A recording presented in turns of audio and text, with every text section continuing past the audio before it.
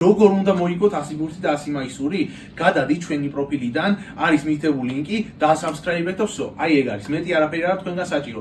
არ ვიცი ამაზე მეტი გრანდიოზული გათამაშება რა უნდა იყოს.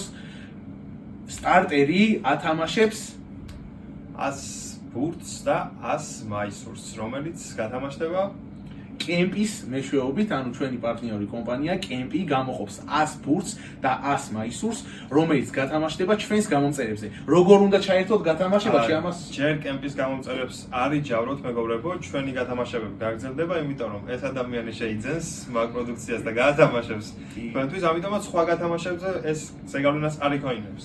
არ იქოინებს.